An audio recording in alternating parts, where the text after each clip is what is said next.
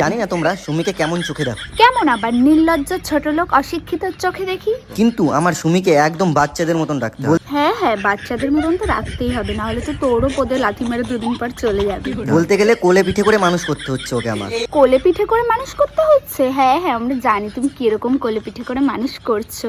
ওই তো দুদিন পর পর হানিমুনে যাচ্ছ, এটাই তো তোমার কোলে পিঠে করে মানুষ করা। এ মা, এইসব কেন বলছো? এইসব বলো না, ওর তো আসল রূপ সবাই জানে, তুমি এসব বললে সবাই ন্যাকামি ভাববে। তো সুমির বিয়ের কথা বলাতে রিয়াদা প্যাটে হিসু করে ফেলেছে।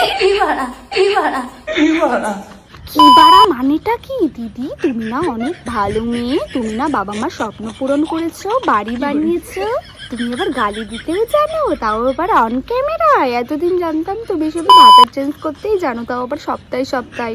তারপরে তুমি আবার সায়া ব্লাউজ পরে ভিডিও বানাতেই জানো, তারপরে তুমি আবার ছেলেদের সাথে শুধু রাত কাটাতেই জানো। তারপর দেখি না দিদি আমাদের গালি দিতেও জানে, তাও আবার ভিডিও অন করে অন ক্যামেরায়।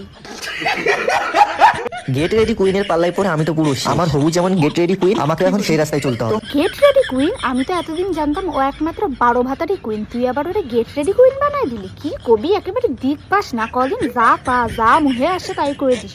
সঠিক কথা কতি সে ক 12 ভাতারই কুইন, তো সুমি 12 ভাতারই কুইন।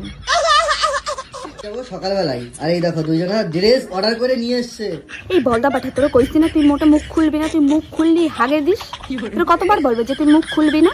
আর ওটাকে ড্রেস বলে না, ওটাকে ড্রেস বলে। কি বলে? ড্রেস বলে। অশিক্ষিত মূর্খ দুটার মতন কথাবার্তা বলে ছোট লোক।